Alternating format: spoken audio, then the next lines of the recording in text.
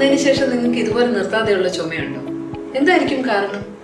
ഇന്ന് നമ്മൾ സംസാരിക്കാൻ പോകുന്ന വിഷയം പോസ്റ്റ് കോവിഡ് കോഫ് ആണ്. എന്താണ് പോസ്റ്റ് കോവിഡ് കോഫ്? കോവിഡ് അണുബാധ വന്ന ഒരാൾക്ക് അത് കഴിഞ്ഞിട്ടുണ്ടാകാവുന്ന ചുമയാണ് പോസ്റ്റ് കോവിഡ് കോഫ് എന്ന് പൊതുവെ പറയുന്നത്. അപ്പൊ അതിന്റെ ലക്ഷണങ്ങൾ എന്തൊക്കെയാണെന്ന് നമുക്ക് നോക്കാം. ഇടയ്ക്കിടയ്ക്ക് വരുന്ന ചുമ, കുത്തിയുള്ള ചുമ, കഫത്തോടു കൂടിയ അല്ലാതെയുള്ള ചുമ, ഇതിനെയൊക്കെ നമുക്ക് പോസ്റ്റ് കോവിഡ് കോഫ് എന്ന് വിളിക്കാം. അത് നേരത്തെ കോവിഡ് വന്ന് മാറിയ ഒരു രോഗി അല്ലെങ്കിൽ കോവിഡ് അസുഖത്തിന്റെ ഭാഗമായിട്ട് ഉണ്ടാകുന്ന ചുമ, ഇതിനെല്ലാം നമുക്ക് പോസ്റ്റ് കോവിഡ് കോഫ് എന്ന് പറയാം.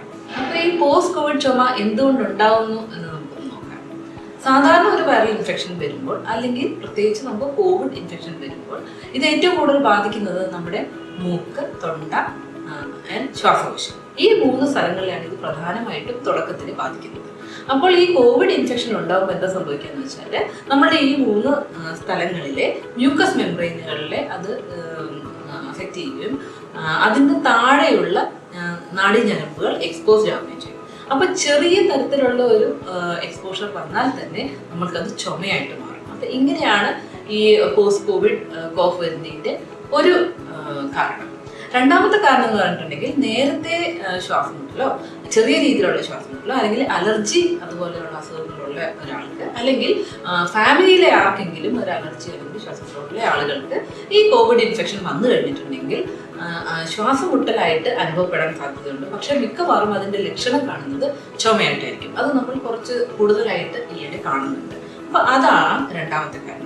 മൂന്നാമതായിട്ടുള്ള കാരണം എന്ന് വെച്ചാൽ ഗുരുതരമായ കോവിഡ് അണുബാധ വന്ന് ആശുപത്രിയിൽ കുറച്ച് നാൾ അഡ്മിറ്റ് ആവേണ്ടി വരുന്ന ആളുകൾക്ക് നമ്മൾ സ്റ്റീറോയിഡ് അല്ലെങ്കിൽ രോഗപ്രതിരോധ ശേഷി കുറയ്ക്കുന്ന ടോസിലിസുമാബ് പോലുള്ള മരുന്നുകൾ കൊടുക്കേണ്ടി വരും. ഇങ്ങനത്തെ മരുന്നുകൾ കൊടുക്കുമ്പോൾ ശ്വാസകോശത്തിലെ സ്വാഭാവികമായിട്ടുള്ള രോഗപ്രതിരോധ ശേഷി കുറഞ്ഞു പോവുകയും ബാക്ടീരിയ അല്ലെങ്കിൽ ഫംഗസ് അകത്ത് കയറി കഴിഞ്ഞാൽ അത് ഗുരുതരമായ ബാക്ടീരിയൽ ന്യൂമോണിയ അല്ലെങ്കിൽ ഫംഗൽ ന്യൂമോണിയ ആവാനുള്ളൊരു സാധ്യതയുണ്ട്.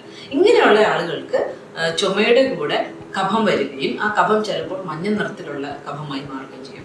ഇങ്ങനത്തെ ലക്ഷണങ്ങൾ കണ്ടിട്ടുണ്ടെങ്കിൽ അത് കുറച്ചും കൂടി സീരിയസ് ആണ്. അപ്പോൾ നമ്മൾ അതിന് വേണ്ട കാര്യങ്ങൾ നേരത്തെ തന്നെ ചെയ്യണം. പിന്നെ നമ്മളുടെ ശരീരത്തിൻ്റെ അകത്ത് നേരത്തെ തന്നെ എന്തെങ്കിലും അസുഖങ്ങൾ ഉണ്ടായിരുന്നു, ലൈക്ക് ട്യൂബർക്ലോസിസ്, ക്ഷയരോഗം അല്ലെങ്കിൽ ക്യാൻസർ, ഇതുപോലുള്ള അസുഖങ്ങൾ ഉള്ള ആളുകൾക്കായിരിക്കാം ചിലപ്പോൾ കോവിഡ് വരുന്നത്. ഇങ്ങനെയുള്ളവർക്ക് കോവിഡ് വന്നു കഴിയുമ്പോഴത്തേക്കും അവരുടെ പ്രതിരോധശേഷി കുറയുമ്പോൾ ഈ അസുഖത്തിന്റെ ലക്ഷണങ്ങളൊക്കെ കൂടുതലായിട്ട് വരികയും അത് നിർത്താതെയുള്ള ചുമയായിട്ട് വരികയും ചെയ്യുന്നതായിട്ട് കാണുന്നത്.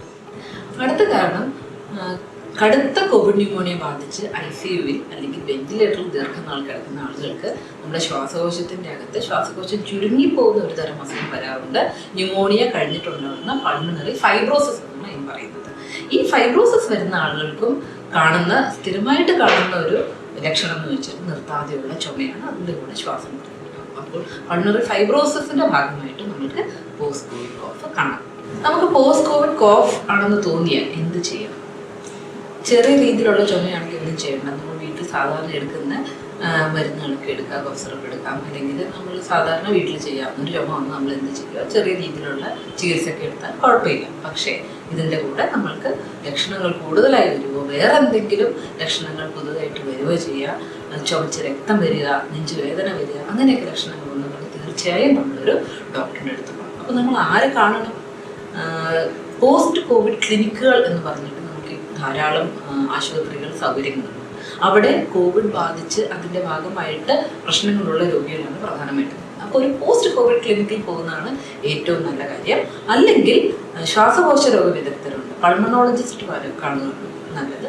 അല്ലെങ്കിൽ ഏതെങ്കിലും ഒരു ഫിസിഷ്യനെ കണ്ടാലും മതി. തുടക്കത്തിൽ നമുക്ക് എന്താ ചെയ്യേണ്ടത് എന്നറിയാൻ വേണ്ടിയിട്ട്, ഇത് പോസ്റ്റ് കോവിഡ് ചുമ തന്നെയാണോ എന്നറിയാൻ വേണ്ടിയിട്ട് ഏതെങ്കിലും ഒരു ഫിസിഷ്യനെ കണ്ടാലും മതിയാവും. അപ്പോൾ ഇതിൻ്റെ ചികിത്സ എങ്ങനെയാണെന്നോ ഞാൻ നേരത്തെ പറഞ്ഞ പോലെ ചെറുതാണെങ്കിൽ നമ്മളൊന്നും ചെയ്യേണ്ട ആവശ്യമില്ല. പക്ഷേ ഈ പറഞ്ഞ ലക്ഷണങ്ങളുണ്ട്. ഇതിൻ്റെ കൂടെ നമുക്ക് നെഞ്ചുവേദനയുണ്ട്, അല്ലെങ്കിൽ കിതപ്പ് ഭയങ്കര കൂടുതലായിട്ടുണ്ടെങ്കിൽ അത് ചിലപ്പോൾ ഒരു ഹാർട്ടിൻ്റെ പ്രശ്നത്തിൻ്റെ ഭാഗമായിട്ട് വരാം. അപ്പോൾ അതിന് നമ്മൾ ഒരു സ്പെഷ്യലിസ്റ്റിനെ കണ്ട് ഡോക്ടറിൻ്റെ നിർദ്ദേശത്തിനനുസരിച്ച് മരുന്നെടുക്കണം. ഇതിൻ്റെ കൂടെ നേരത്തെ പറഞ്ഞതുപോലെ ആസ്മയുടെ ഭാഗമായിട്ട് നേരത്തെ അലർജി അല്ലെങ്കിൽ ശ്വാസമുട്ടലുള്ള ഒരാൾക്കാണ് ഈ ചുമ കൂടുതലായിട്ട് വരുന്നതെങ്കിൽ നമ്മൾക്ക് ഡോക്ടറിനെ കണ്ടു കഴിഞ്ഞാൽ ചിലപ്പോൾ ഒരു സ്റ്റീറോയിഡ് ഇൻഹേലർ പ്രിസ്ക്രൈബ് ചെയ്യും. അപ്പോൾ ഈ സ്റ്റീറോയിഡ് ഇൻഹേലർ എന്ന് വെച്ചാൽ നേരിട്ട് ശ്വാസകോശത്തിൽ പോയി പ്രവർത്തിക്കുന്നത് കാരണം അതിന് വേറെ സൈഡ് എഫക്ട്സ് ഒന്നും ഉണ്ടാവില്ല. വളരെ സേഫ് ആയിട്ടുള്ള മരുന്നാണ്. അപ്പോൾ അത് ഡോക്ടർ പറയുന്ന അത്രയും കാലം തന്നെ ഡോക്ടറെ കണ്ടുകൊണ്ട് ഡോക്ടറിന്റെ വിദഗ്ധ ചികിത്സയിൽ തന്നെ അതെടുക്കണം. സ്വന്തമായിട്ട് നമ്മൾ ചികിത്സിക്കരുത്. പിന്നെ ഞാൻ നേരത്തെ പറഞ്ഞതുപോലെ ഇതിന്റെ കൂടെയുള്ള വേറെ എന്തെങ്കിലും അസുഖങ്ങൾ, ക്ഷയരോഗം അല്ലെങ്കിൽ വേറെ ക്യാൻസറിന്റെ ലക്ഷണങ്ങളൊക്കെ ആണെന്നുണ്ടെങ്കിൽ അത് ഡോക്ടറെ കണ്ട് കഫം പരിശോധിക്കുക, അതിൽ അണുക്കളുണ്ടോ എന്ന് നോക്കുക, അല്ലെങ്കിൽ CT സ്കാൻ എന്നിവ ഉള്ള ടെസ്റ്റുകൾ ചെയ്യണമെന്ന് പറയുകയാണെങ്കിൽ അതെല്ലാം ചെയ്തിട്ട് അതനുസരിച്ച് അസുഖം കണ്ടുപിടിച്ച് ചികിത്സിക്കുക. പിന്നെ പൾമണറി ഫൈബ്രോസിസ് എന്ന് ഞാൻ നേരത്തെ പറഞ്ഞല്ലോ, ന്യൂമോണിയ വന്നിട്ട് ശ്വാസകോശം ചുരുങ്ങുന്ന അസുഖമാണെന്നുണ്ടെങ്കിൽ ആന്റി ഫൈബ്രോട്ടിക് ഏജൻസ് എന്ന് പറഞ്ഞിപ്പോൾ പുതിയതായിട്ടുള്ള മരുന്ന് വിപണിയിൽ ഇറങ്ങിയിട്ടുണ്ട്. അത് പക്ഷെ നമ്മൾ സ്വന്തമായിട്ട് കഴിക്കാൻ പാടില്ല. ഡോക്ടറെ കണ്ട് അത് CT സ്കാൻ എല്ലാം ചെയ്ത് പൾമണറി ഫൈബ്രോസിസ് തന്നെയാണ് എന്ന് ഡോക്ടർ പറഞ്ഞു കഴിഞ്ഞ് മാത്രം ഡോക്ടറിന്റെ നിർദ്ദേശപ്രകാരം ഡോക്ടറിന്റെ വിദഗ്ധ ചികിത്സയിൽ നിന്നുകൊണ്ട് തന്നെ അത് കഴിക്കണം. സ്വന്തമായിട്ട് ചികിത്സ ചെയ്യാൻ പാടില്ല.